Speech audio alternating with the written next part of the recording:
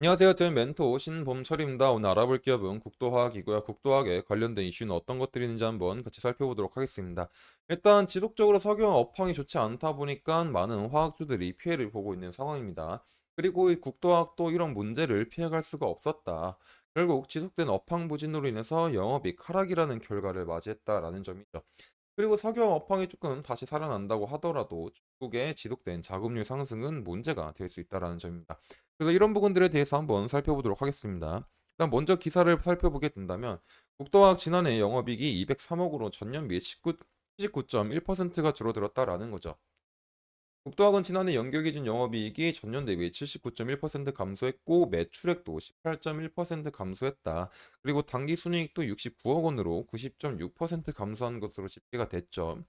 결국 이제 석유화 업황이 좋지 않다 보니까 그 국도학이 자신이 수하고 있는 에폭시에 대한 수요도 같이 줄어들었기 때문이라고 볼 수 있습니다. 물론 이제 더 다양한 이유가 있죠.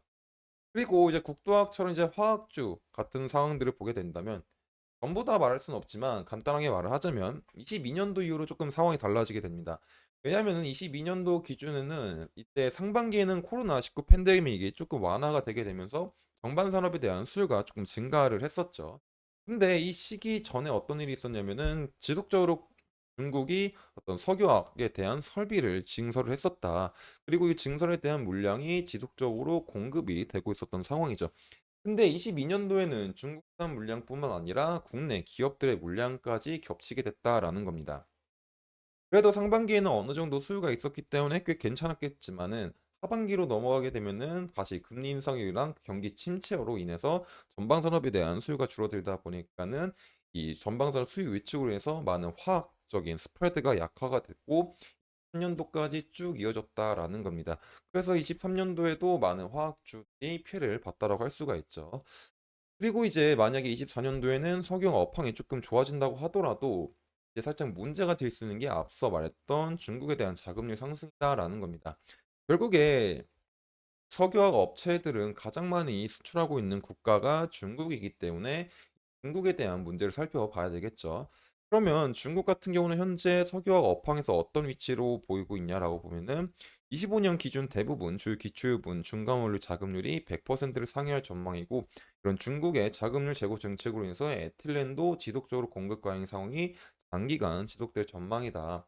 그래서 이런 초과 공급 상황은 20년도 이후로부터 3년도까지 이어졌고 24년 올해에도 25년에도 이어질 거다라고 볼 수 있을 것 같습니다.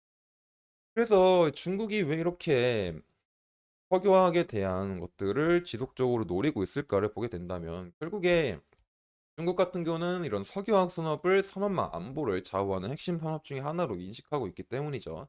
그래서 석유화학 산업을 비롯한 뭐 많은 산업들에 대한 자금률을 지속적으로 강화할 예정이다. 그리고 특히 이제 석유화학 쪽에서는 이제 기초유분과 중간원료 자금률은 100%를 상회할 전망이다라는 거죠. 그래서 이런 것들로 인해서 생길 수 있는 문제가 뭐냐면은 이제 과거의 데이터를 한번 통해서 알아보도록 하겠습니다. 이제 과거의 데이터를 보게 되면은 여기 PTA 증서가 이제 PX에 대한 문제가 있습니다. 일단 이제 PTA와 PX가 어떤 관계냐면은 이 PTA를 만들기 위해서는 이 PX가 필요합니다. 근데 이런 부분들에 대해서는 그냥 PX는 A고 PTA는 그냥 B라고 생각하시면 될 것 같습니다. 중국이 이제 예전에 2010년도쯤에 이런 PTA를 만들기 위해서 공장 증설을 했었던 적이 있습니다. 그래서 이 공장 증설했을 때 시즌을 보게 된다면 그 전 상황에서는 지속적으로 PTA에 대한 중국 수요가 있었지만 이 PTA 증설을 시작하자마자 어느 정도 상황이 완료가 되고 나서부터 PTA에 대한 수출 규모가 굉장히 줄어들죠. 즉 중국이 국내 기업에 PTA를 많이 수입을 하지 않았었다라는 겁니다.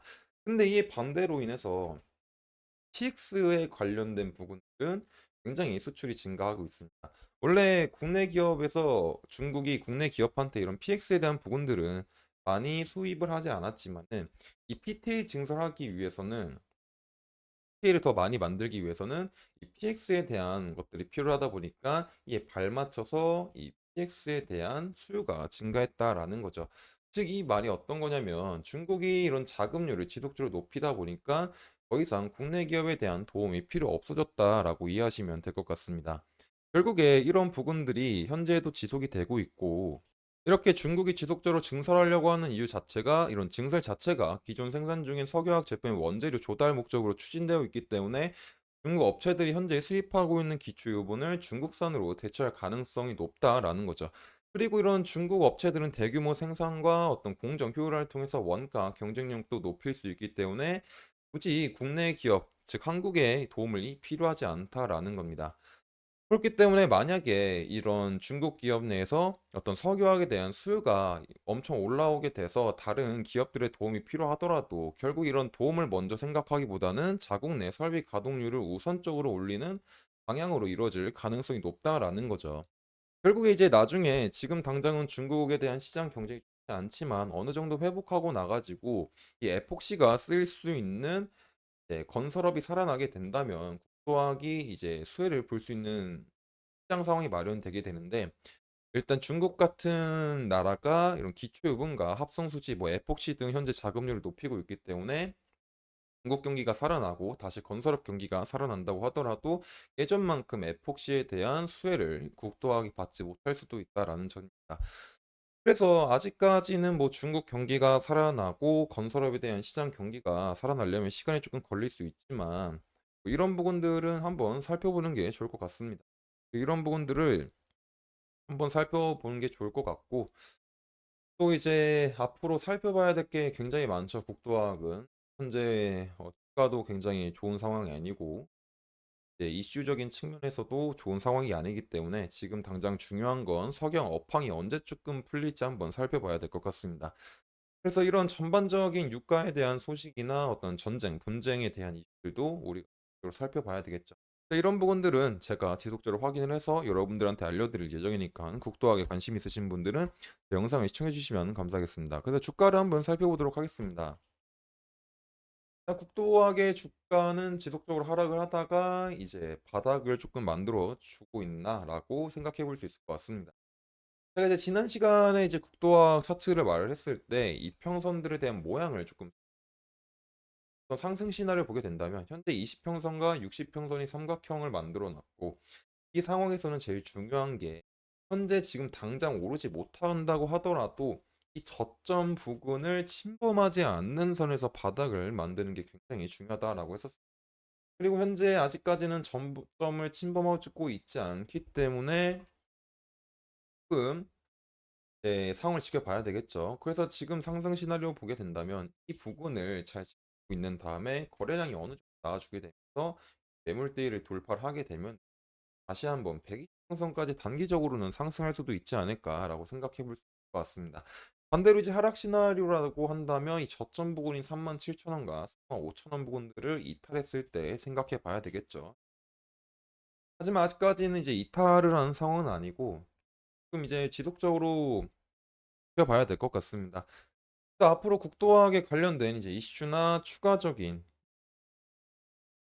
이슈가 있으면 제가 지속적으로 확인할 예정이니까 국도학에 관심 있으신 분들은 제 영상을 시청해 주시면 그래서 앞서 말했듯이 국도학을 볼 때는 국도학 자체적인 이슈가 잘 나오지 않기 때문에 전반적인 이제 금리나 이제 어떤 소비나 건설업이나 인도나 중국 시장을 지속적으로 살펴봐야 된다. 그리고 이런 부분들은 제가 지속적으로 확인할 예정이니까 국도학에 관심 있으신 분들은 제 영상 시청해 주시면 감사하겠습니다. 이상 대형 멘토 신범철이었습니다.